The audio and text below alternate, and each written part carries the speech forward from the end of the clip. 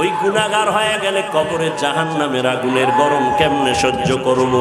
ওই কবরে গেলে ও বান্দার দুই পাশের মাটির চাপ কেমন করে সহ্য করবা? আল্লাহর মোহাব্বত নিয়ে বলতেছে রে নবীর আশিক। আল্লাহর নবী বলেন তিনটা প্রশ্ন সবার বেলায় করা হবে, যেই প্রশ্নের জবাব যারা দিবে তাদের জন্য কবর হবে জান্নাতের টুকরা, আর যারা দিতে পারবে না তাদের জন্য কবর হবে জাহান্নামের টুকরা। আমার মায়ার নবী আম্মা জান আয়েশা রাদিয়াল্লাহু তাআলা আনহা বলতেছেন, একদিন দেখি রহমতের নবী আমার হুজরায় বসে গুনগুন করে কান্না করেন। আম্মা জান আয়েশা রাদিয়াল্লাহু তাআলা আনহা বলেন, ইয়া রাসূলুল্লাহ, আপনি আমার ঘরে বসে কাঁদেন কেন? আমার কোনো বেয়াদবি হয়ে গেল নাকি? নবী বলেন, না আয়েশা, বেয়াদবি হয় নাই। ও পর্দার আড়ালের আম্মা জানেরা, আপনারা কত ধন্য মা। আজকে স্টেজে 7টা সন্তানের মাথায় পাগড়ি দেওয়া হলো, এরা কোরআনের হাফেজ হয়ে গেছে। আরে আম্মা জান, আপনার কি মনে চায় না আপনি একজন কোরআনওয়ালার মা হইয়া কবরে যাবেন? আপনার কবরের কি দাঁড়ায়? সন্তান দাঁড়ায় কোরআন তেলাওয়াত করবে। আর আমার আল্লাহ গাইবি আওয়াজ দিবে, ও কবরের ফেরেশতা, ওই বাচ্চাটা কোরআন পড়েছে, ওর কবরে জান্নাতের বিছানাটা বিছাইয়া দাও, ওর মায়ের কবর জান্নাত বানায় দাও। ও পর্দার আড়ালের মা, আপনারা নবী না, কিন্তু নবীদের মায়ের মতো মা। আপনারা সাহাবায়ে কেরামদের মায়ের মতো মা। আপনারা আয়েশা রাদিয়াল্লাহু তাআলা আনহার মতো দামি নারী, ফাতেমা রাদিয়াল্লাহু তাআলা আনহার মতো দামি নারী, আপনারা খাদিজা রাদিয়াল্লাহু তাআলা আনহার মতো দামি নারী, আপনারা ঈসা নবীর মা মারিয়াম আলাইহা সালামের মতো দামি নারী। আপনারা বেঈমান ফেরাউনের ঘরে স্ত্রীর নাম কি?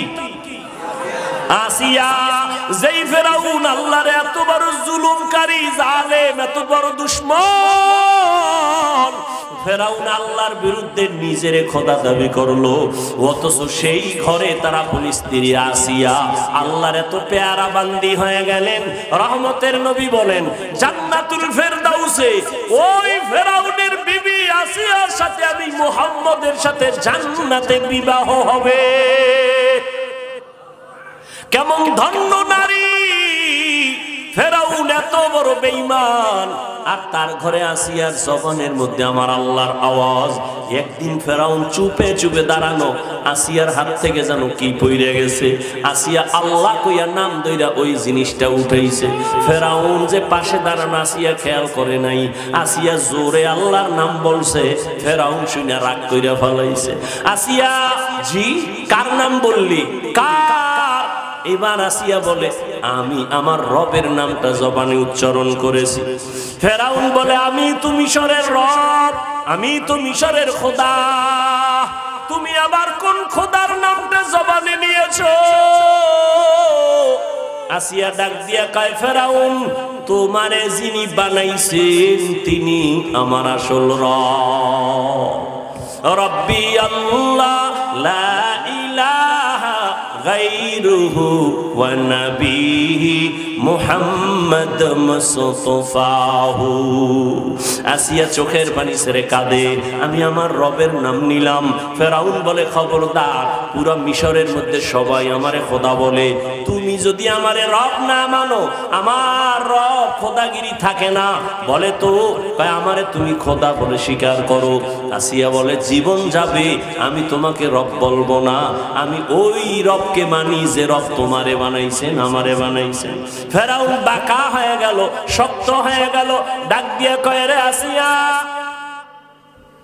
সাবধান, আমাকে রব বলে স্বীকার করতেই হবে।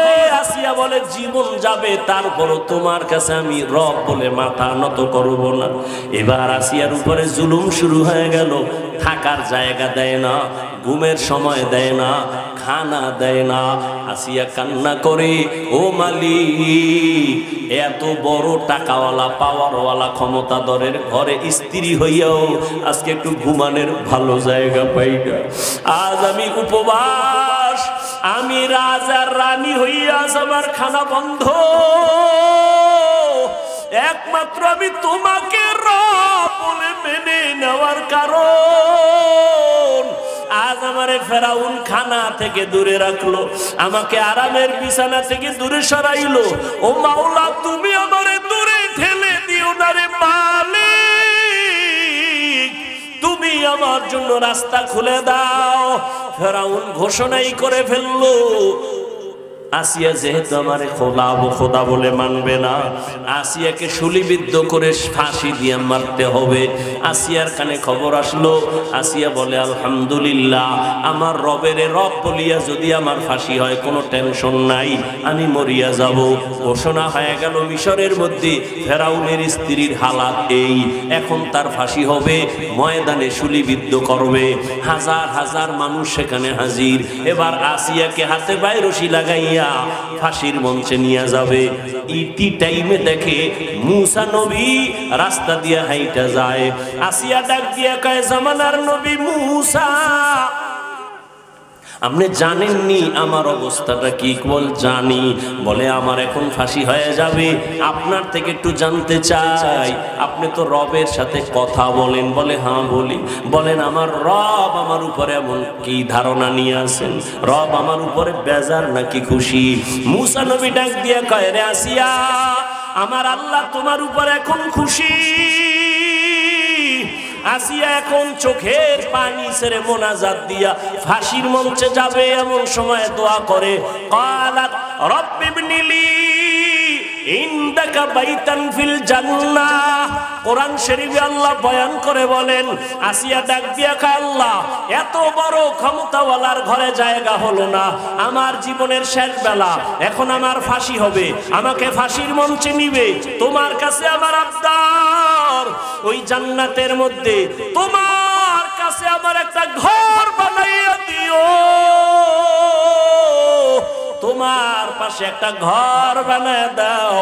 আসিয়া চোখের পানি ছেড়ে দোয়া করিয়া এবার ফাঁসির মঞ্চে যায়, আর আসিয়া মুস্কি মুস্কি হাসতেছে। ফেরাউন বলে, রে আসিয়া, এতক্ষণ তুমি কান্না করলা, এখন তুমি কেন হাসো? আসিয়া ডাক দিয়ে কয়, রে ফেরাউন, তোমার সেই নজর নাই, পাওয়ার নাই, তুমি বুঝবা না। আমি আসিয়াকে তুমি ফাঁসি দাও, আমার বলো আরাম লাগতেছে, কারণ আমি এতদিন কষ্টে ছিলাম, এখন আমার খানা ছিল না, আমাকে ঘুমের জায়গা দাও নাই, আমার উপরে কত অত্যাচার, এখন আমি বিদায় হব, আমার মালিকের মোলাকাতে যাব। আমি যে মাওলার কাছে জান্নাতের দোয়া করেছি, ওই জান্নাতের ছবি আমার চোখের সামনে, আর লক্ষ লক্ষ ফেরেশতা দেখতেছি আসমানে অপেক্ষমান আমার রূহটা মালিকের দরবারে নেওয়ার জন্য। আমি জান্নাতের ফল খাইয়া আমার তৃপ্তি আমি অর্জন করব। আসিয়া এই জন্য বলে আমি হাসতে হাসতে ফাঁসির মঞ্চে যাইতেছি। ও পর্দার আড়ালের আম্মা জানেরা, আপনার স্বামী তো ফেরাউনের মতো খারাপ না, আপনি কেন নামাজ পড়েন না, কেন পর্দা করেন না, কেন স্বামীর মালগুলো হেফাজত করেন না, আল্লাহর দেওয়া সন্তানগুলো কেন আদর্শওয়ালা বানান না? আপনি সন্তানটাকে ডাক্তার বানাবেন, কোনো বাধা নাই, আপনার সন্তানকে ইঞ্জিনিয়ার বানাবেন, বাধা নাই, আপনার সন্তানকে প্রফেসর বানাবেন, বাধা নাই, তবে আল্লাহর কোরআনটা পড়াইয়া আদবওয়ালা বানাইয়া যান। ডাক্তারি করার ফাঁকে ফাঁকে আপনার সন্তান কোরআন পড়িয়া দোয়া করবে, আপনাকে ভুলবে না, সন্তানের দোয়ার কারণে আপনার কবরে বড় দাম হবে। এরে আম্মা জান, আপনার মতো কত মা এখনো আছে, নামাজ পড়ে, তাহাজ্জুদ পড়ে, স্বামীর মাল হেফাজত করে, মোবাইলে সময় নষ্ট করে না, স্বামীর মালের খেয়ানত করে না, বেপরদায় চলে না। আপনি কেন পারবেন না? ও পর্দার আড়ালের বোনেরা, আপনার মতো কত বোন এখনো লেখাপড়া করে, মোবাইলে চরিত্র নষ্ট করে না রে বোন, নামাজও ছাড়ে না। ও বোনেরা, তোমরা কেন পারবা না? এখনো সময় আছে, তওবা করে নাও। ও যুবক বাবা, তওবা করে নাও। তবে কপালবাজি জানি না কারটা কেমন হবে। আবু জাহাল নবীরে দেখিয়াও বয়ান শুনলো, কালেমা নসিব হলো না, আর 27 বছরের যুবক নবীকে জবাই করতে গিয়া কালেমা পড়ে ফেললো। এখানে আবু জাহালের মতো জানি না কার নসিব খারাপ, বয়ান শুনিয়াও তওবা নসিব হবে না।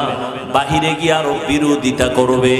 আর একদল আল্লাহর গোলাম না জানি ওমরের মতো কপালটা খুলিয়া যায়, গুনার কথা স্মরণ হইয়া গেলেই চোখের পানি ছেড়ে কান্না করতে থাকবে আর বলবে, আল্লাহ জীবনে তো মনের চাহিদা পূরণে কম গুনাহ করি নাই, মনে চাইছে গুনাহ করব করছি, মনে চাইছে নামাজ পড়ব না পড়ি নাই, মনে যখন চাইতো পার্কে যাব আড্ডা দিব গেছি, আল্লাহ আজকে থেকে তওবার নিয়ত করলাম আর আমি গুনাহগার হইয়া কবরে যাব না। আমার মা বাবারে কত কাঁদাইলাম, আজকে থেকে মা বাবার সাথে বেয়াদবি করব না, আর দাড়ি কাটবো না, আর বেপরদায় চলবো না, উলামায়ে কেরামের পরামর্শ নিয়ে নবীর তরিকা মেনে চলবো, সুন্নাত অনুযায়ী চলবো, মুরব্বিদের দোয়া নিয়ে চলবো। জানি না কার কপাল খুলিয়া যাবে, তবে আমার বিনয়ের দাবি হলো সবাই মাথা নত করে মাওলাকে ডাক দাও মনে মনে, আর বলো, হে আল্লাহ জীবনে কত নেমখান আমি আর নাফরমানি করলাম, আমার গুনার খবর আমার মা বাবা আত্মীয় স্বজন কেউ জানে না রে আল্লাহ, তুমি জানো আমি কত বড় গুনাহগার। মনে হয় গুনার কারণে আমার হাত না পাক, আমার চোখ না পাক, আমার জিহ্বা না পাক, আমার অন্তর না পাক। ও আল্লাহ, আর গুনাহ নিয়ে বাসায় যেতে চাই না। ও আল্লাহ, তুমি তো হায়াতের মালিক, তুমি তো রিজিকের মালিক, তুমি তো সম্মানের মালিক। আজকে থেকে তওবা করে নিলাম, লেখাপড়া করি, চাকরি করি, ব্যবসা করি, নামাজ ছাড়বো না, দাড়ি কাটবো না, বেপরদায় চলবো না, উলামায়ে